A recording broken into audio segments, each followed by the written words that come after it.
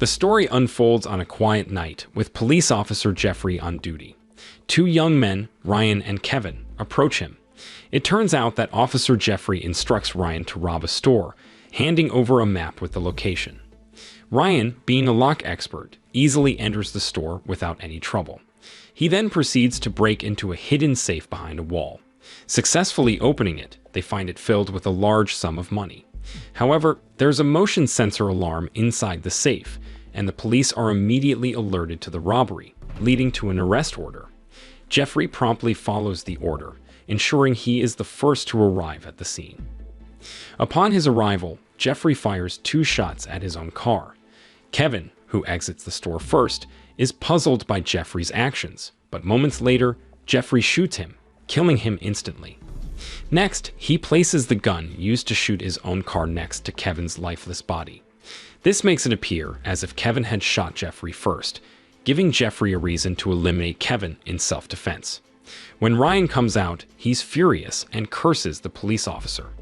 However, Jeffrey remains unfazed, pointing his gun at Ryan as he approaches, threatening harm to Ryan's child and wife if he dares to speak up. Reluctantly, Ryan is forced to stay silent to ensure the safety of his family, accepting all the accusations against him. 10 years had passed, and Ryan had completed his prison sentence. On his day of release, waiting outside the gate, his old friend Frank greeted him with words of encouragement. Frank offered Ryan his old job as a lock expert, but Ryan hesitated. He was now a former criminal, and his locksmith license had been taken away. However, Frank insisted on taking him to his locksmith repair shop, where everything was prepared, even a car for transportation and some pocket money. With all these offers, Ryan couldn't refuse and reluctantly accepted the job from his good friend. In the past, Ryan had been an expert at breaking locks and safes, but this time, he intended to use his skills for legal work.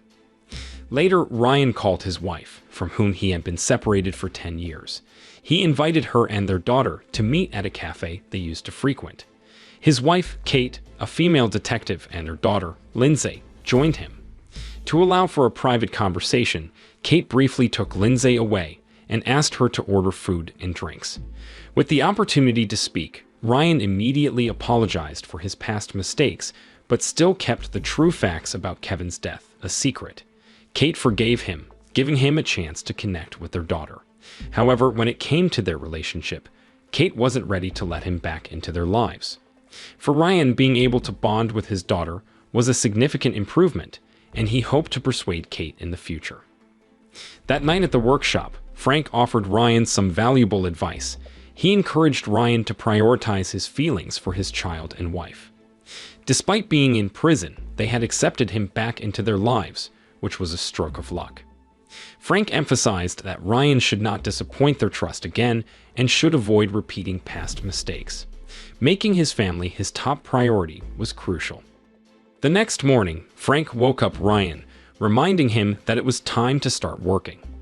With renewed enthusiasm, Ryan began repairing a lock in a luxurious residence. After completing the job, the homeowner, Garrett, approached him. Garrett mentioned that one of his employees, April, had informed him about Ryan's expertise in breaking locks and safes. Garrett tried to convince Ryan to work for him in potentially illegal activities. However, Ryan immediately declined any job involving criminal activities since his current work focused on legitimate repairs. When he returned to the workshop, he found April waiting for him. She revealed that she was Kevin's sister. April shared her struggles since Kevin's death, including working as an escort and facing financial difficulties, and she needed a large sum of money. Ryan agreed to help April, but he emphasized that he would only assist with legal endeavors, refusing to engage in criminal acts. April became angry and left. Frank, who had overheard their conversation, advised Ryan not to give in to April's request. He reminded Ryan that there were other ways to repay the debt, despite the guilt he might feel. The next day, as Ryan was preparing to go to work, a police car pulled up, signaling him to stop. To his surprise, it was Jeffrey, the corrupt police officer who had ordered him to commit robbery. Jeffrey had come to threaten Ryan, ensuring he wouldn't reveal Jeffrey's criminal activities. Jeffrey was nearing retirement, but still had 2 of his subordinates, Detective Perez and Detective Jones keeping an eye on Ryan. After Jeffrey's departure, Detective Jones delivered a warning by physically assaulting Ryan. Unfortunately, Detective Perez discovered a set of burglary tools commonly used by criminals to break into doors. This led to Ryan being taken to the police station. Thankfully, their superiors recognized that the evidence was insufficient to imprison Ryan again. Without direct evidence linking Ryan to breaking into someone else's door, the case against him couldn't stand. Inside the interrogation room, Ryan faced questions from his own wife, who wondered why he had become involved in criminal activities. Ryan explained that it was all orchestrated by Jeffrey, who had approached and searched his car. The set of burglary tools actually belonged to Frank and had been in Ryan's car since the beginning. Soon after, their superior came out, clearing Ryan of the accusation. However, it was pointed out that working as a locksmith without a license was still illegal. Ryan was instructed to obtain the necessary permit before resuming his work. After returning to the workshop, Frank offered Ryan some advice on avoiding trouble whenever possible. But trouble had a way of finding Ryan when he least expected it. Meanwhile, at the police station, Jeffrey's retirement party was underway. He delivered a speech that painted him as a hero and then invited Kate into his office, offering her a glass of wine and suggesting that she take over his position as department head. Jeffrey's intention wanted Kate to keep an eye on Ryan, serving as his watchdog and discouraging Ryan from challenging him. On the other hand, Ryan testing his lock-picking skills, and he is still worthy of being called an expert. Out of the blue, Kate called and asked Ryan to pick up their daughter, Lindsay, from school as she was attending a party. Ryan was excited to reunite with his daughter and wasted no time picking up Lindsay from school. He then took her to the park for lunch. Lindsay was eager and curious, asking her father about his lock-picking skills and even requesting a demonstration. Not wanting to disappoint his daughter, Ryan took Lindsay to the workshop and showed her some lock-picking tricks. Surprisingly, Lindsay succeeded on her very first try. That evening, Ryan dropped Lindsay off at the party where Kate was attending. As it turned out to be Jeffrey's retirement party, Kate mentioned that she had been chosen to replace Jeffrey as the department head, alongside Detective Perez and Detective Jones. Despite his frustration, Ryan had to put on a smile in front of Kate. Shortly after, Jeffrey appeared and greeted Ryan with a warning. Ryan stayed silent, closed the car door, and drove away. When he returned to the workshop, April was waiting for him. She once again shared her troubles with her boss, Garrett, a wealthy real estate boss who forced her serving him, treating her like an object for his business associates. April showed Ryan her bruises, the result of being mistreated by a psychopathic customer. She explained that escaping wasn't an option because she would be caught and forced to serve another dangerous individual. April needed a large sum of money to escape her current life. Unable to bear seeing her suffering, Ryan finally agreed to help her. The next day, April showed Ryan the location of Garrett's residence. Tomorrow night, Garrett would host a casino party, and Ryan needed to infiltrate his office when everyone was off guard. Meanwhile, at the police station, Kate, now the department head, discovered files related to escorts that had not been properly dealt with. She suspected that Jeffrey had not been fulfilling his duties correctly. In the evening, Garrett's party at his house had begun. The guest list included prominent figures from his business, like entrepreneurs, government officials, and even some police officers. Ryan, concealed behind a mask, began his operation by sneaking in through the back door. Inside, April spotted Ryan successfully infiltrating and promptly caused a distraction by bumping into a drink server. This diverted everyone's attention, allowing Ryan to make his way towards Garrett's office. However, Jeffrey was also in attendance at the party, and upon seeing Ryan, he followed him discreetly. Inside the office, Ryan was fortunate to find a bag filled with money on the table, saving him from having to crack the safe. Jeffrey entered the room just then, and Ryan swiftly moved to attack, wresting Jeffrey's gun from him, ready to fire. But Ryan couldn't take such a risk because there were numerous people at the party, some of them police officers. Killing Jeffrey there would be like surrendering himself. So Ryan chose to leave, taking one bag of money from the table. However, his escape didn't go as smoothly as he hoped. Some guards spotted him, and Ryan dashed into the middle of the party, using April as a shield. Once he reached the door, Ryan pushed April forward and leaped over a wall. The heist was a success, and Ryan managed to escape. Meanwhile, Garrett was furious with Jeffrey, who was supposed to secure the party. But he had allowed the thief to escape with one of his bags of money regardless. Jeffrey was determined to find the thief and recover the stolen cash. Back at the workshop, Ryan concealed the stolen money inside Frank's safe and tried calling April, but she didn't answer. Worried, Ryan went to April's house, only to find it in disarray. April had vanished without a trace, as if she had been abducted by someone. At Kate's house, she received a female guest named Tanya, who happened to be April's coworker. Tanya had come to deliver a flash drive containing substantial evidence of Garrett's crimes, implicating not only him, but also Jeffrey, Detective Perez, and Detective Jones in their unlawful activities. The flash drive held numerous photos and videos documenting their criminal actions. Later, when Ryan returned home, he was taken aback by Frank's furious reaction upon discovering all the money inside his safe. Ryan quickly explained that he had no choice, as he couldn't stand idly by while April was being tormented. Frank, not wanting to interfere further, advised Ryan to inform Kate. However, Ryan refused, fearing that involving Kate would prompt Jeffrey to take action, possibly ordering Detective Perez and Detective Jones to harm her. In the end, Frank remained silent, leaving Ryan to deal with his own problems. Shortly after, as Ryan was rearranging the stolen money in the bag, Kate approached him. Ryan hurriedly concealed the money. Kate had come to ask Ryan about the real story behind April's situation. She also wanted him to honestly reveal the reason for his imprisonment 10 years ago. However, once again, Ryan chose to shoulder all the blame himself and kept April's whereabouts a secret. Back at the office, Kate assembled all the evidence into an envelope and handed it over to her superiors. However, they realized that they still lacked a crucial witness. To ensure that the corrupt police officers faced severe consequences, they needed another person to testify. Tanya's status as an escort might raise doubts in court, so Kate had to find an additional witness. That night, Ryan made his way back to Garrett's house, managing to slip past the guards without detection.